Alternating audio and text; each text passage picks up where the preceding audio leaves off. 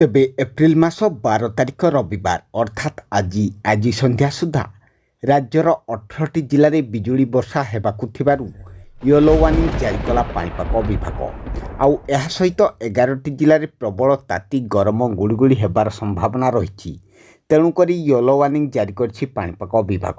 ତେବେ ଆସନ୍ତୁ ନଜର ପକାଇବା ଆସନ୍ତା 24 ଘଣ୍ଟା ମଧ୍ୟରେ ରାଜ୍ୟର କେଉଁ 18ଟି ଜିଲ୍ଲାରେ ବିଜୁଳି ବର୍ଷା ସହିତ ପବନ ଘଣ୍ଟା ପ୍ରତି 30ରୁ 40 କିଲୋମିଟର ପର୍ଯ୍ୟନ୍ତ ରହିବ। ତେଣୁକରି ୟେଲୋ ୱାର୍ଣ୍ଣିଂ ଜାରି କରିଛି ପାଣିପାଗ ବିଭାଗ।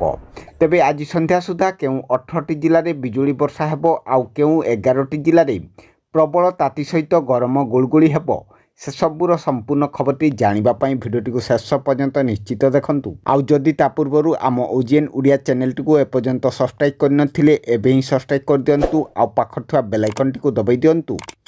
ଆଗକୁ ମଧ୍ୟ ଏହିପରି ପାଣିପାଗ ସମ୍ବନ୍ଧୀୟ ସମସ୍ତ ପ୍ରକାର ଟେକ୍ନିକ୍ ଅପଡେଟ୍ ଖବରଗୁଡ଼ିକ ସର୍ବପ୍ରଥମେ ଜାଣିବା ପାଇଁ। ତେବେ ଆଜିଠାରୁ ରାଜ୍ୟରେ ପ୍ରବଳ ତାତି ଜାରି ରହିବ। ତେବେ ଆସନ୍ତୁ ଜାଣିନେବା ଆଜି ଅର୍ଥାତ୍ ଆସନ୍ତା 24 ଘଣ୍ଟା ମଧ୍ୟରେ କେଉଁ 18ଟି ଜିଲ୍ଲାରେ ବିଜୁଳି ବର୍ଷା ହେବ, ଆଉ କେଉଁ 12ଟି ଜିଲ୍ଲାରେ ପାଗ ଶୁଖିଲା ରହିବ, ଆଉ କେଉଁ 11ଟି ଜିଲ୍ଲାରେ ପ୍ରବଳ ତାତି ଗରମ ଗୁଳୁଗୁଳି ପାଇଁ ୟେଲୋ ୱାର୍ଣ୍ଣିଂ ଜାରି କରିଛି ପାଣିପାଗ ବିଭାଗ। ତେବେ ଆସନ୍ତୁ ପ୍ରଥମେ ଜାଣିନେବା କେଉଁ 12ଟି ଜିଲ୍ଲାରେ ଆଜି ପାଗ ଶୁଖିଲା ରହିବ।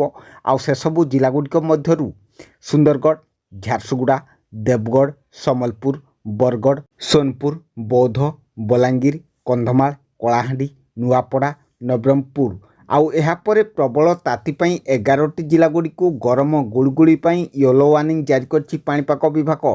ଆଉ ସେସବୁ ଜିଲ୍ଲାଗୁଡ଼ିକ ହେଉଛି ବାଲେଶ୍ୱର, ଭଦ୍ରକ, ଯାଜପୁର, ଜଗତସିଂହପୁର, କେନ୍ଦ୍ରାପଡ଼ା, କଟକ, ଖୋର୍ଦ୍ଧା, ପୁରୀ, ନୟାଗଡ଼, ଗଞ୍ଜାମ, ଗଜପତି। ଆଉ ଏହାପରେ ଆସନ୍ତୁ ଜାଣିନେବା ଆଜି ସନ୍ଧ୍ୟା ସୁଦ୍ଧା କେଉଁ 18ଟି ଜିଲ୍ଲାଗୁଡ଼ିକରେ ବିଜୁଳି ସହିତ ବର୍ଷା ପବନ ହେବାକୁ ଥିବାରୁ ୟେଲୋ ୱାର୍ଣ୍ଣିଂ ଜାରି କରାଯାଇଥିବା ଜିଲ୍ଲାଗୁଡ଼ିକ ହେଉଛି ମୟୂରଭଞ୍ଜ, କେନ୍ଦୁଝର, ବାଲେଶ୍ୱର, ଭଦ୍ରକ, ଯାଜପୁର, ଢେଙ୍କାନାଳ, ଅନୁଗୁଳ, କଟକ, କେନ୍ଦ୍ରାପଡ଼ା, ଜଗତସିଂହପୁର, ଖୋର୍ଦ୍ଧା, ପୁରୀ, ନୟାଗଡ଼, ଗଜପତି, ଗଞ୍ଜାମ, ରାୟଗଡ଼ା, କୋରାପୁଟ, ମାଲକାନଗିରି ରହିଥିବା ବେଳେ 4ରୁ 5 ଦିନ ମଧ୍ୟରେ 4ରୁ 6 ଡିଗ୍ରୀ ତାପମାତ୍ରା ବୃଦ୍ଧି ପାଇବାର ସମ୍ଭାବନା ରହିଛି। ତେଣୁ ଆଗକୁ ପ୍ରବଳ ତାତି ଗରମ ଗୁଳଗୁଳି ପାଇଁ ପାଣିପାଗ ବିଭାଗ ପୂର୍ବାନୁମାନ କରିଛି। ତେବେ ଆପଣମାନେ କେଉଁ ଜିଲ୍ଲାରୁ ଭିଡ଼ିଓ ଦେଖୁଛନ୍ତି ଆଉ ଆପଣଙ୍କ ଜିଲ୍ଲାରେ ପାଗ କିପରି ରହିଛି ତାହା କମେଣ୍ଟ କରନ୍ତୁ। ତା ସହିତ ସାଙ୍ଗସାଥୀମାନଙ୍କୁ ଭିଡ଼ିଓଟି ସେୟାର କରନ୍ତୁ, ଯାହାଫଳରେ ସେମାନେ ମଧ୍ୟ ପାଣିପାଗର ସଠିକ୍ ଅପଡେଟ୍ ଖବର ଜାଣିପାରିବେ।